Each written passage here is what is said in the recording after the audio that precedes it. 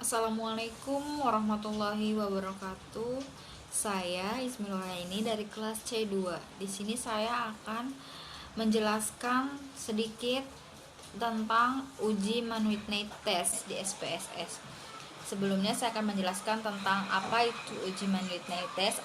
Uji Mann-Whitney test adalah suatu uji statistik dan non-parametrik yang digunakan untuk uji sampel serta keduanya tidak saling berhubungan satu sama lainnya.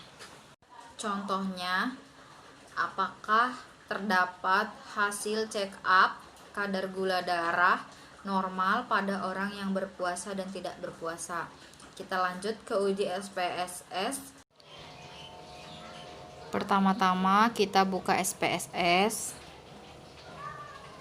Lalu di paling bawah terdapat data view dan variable view. Yang harus kita isi terlebih dahulu adalah variable view. Di kolom nama yang pertama kita tulis gula darah, karena tidak bisa dispasi kita lanjut saja, tidak perlu dispasi. Di kolom yang kedua kita tulis kelompok.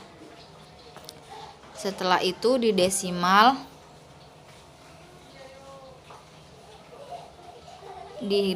gula darah kita nolkan, dan di desimal kelompok juga kita nolkan.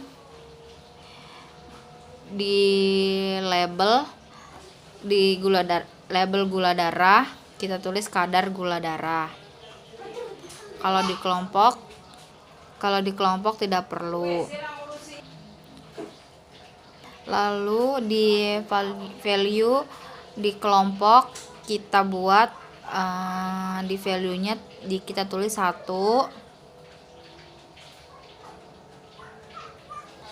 Di label kita tulis berpuasa, lalu di add. Yang kedua, di label kita tulis tidak berpuasa, lalu kita add. Setelah itu kita klik OK. Kita masuk ke data view. Sebelumnya saya sudah mengetik terlebih dahulu di Excel. Untuk memudahkan itu kita blok, lalu kita copy,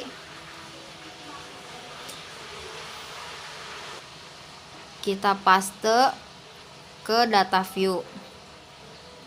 Setelah data sudah masuk, lalu kita klik analyze.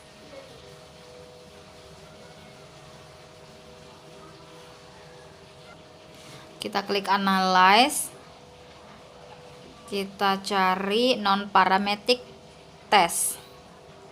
Lalu kita legalisi dialog. Di legalisi dialog kita pilih lagi independent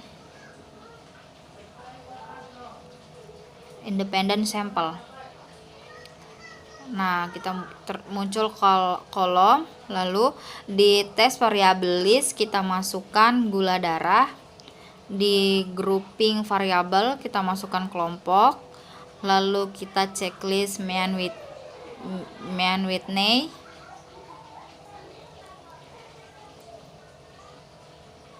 Tetapi sebelum kita klik OK, kita masukkan dulu to independent sampelnya. Grup 1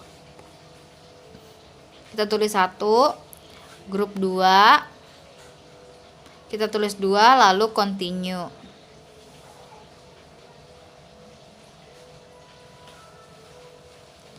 Setelah itu klik OK. Setelah semuanya dilakukan, maka akan muncul nilai Mann-Whitney test. Di sini ada ringkas dan tes statistik. Nah, yang paling penting ialah tes statistik. Di sini tes statistiknya nilai signifikannya 0,00.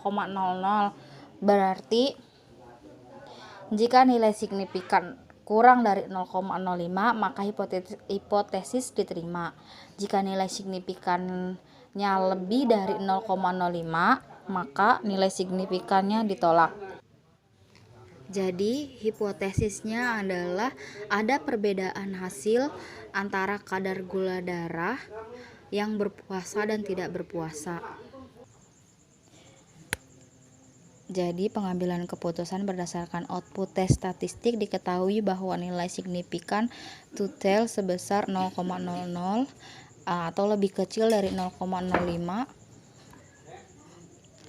maka dapat disimpulkan bahwa hipotesis diterima. Dengan demikian dapat dikatakan bahwa ada perbedaan hasil antara kadar gula darah berpuasa dan tidak berpuasa. Jadi dapat diketahui bahwa ada pengaruh penggunaan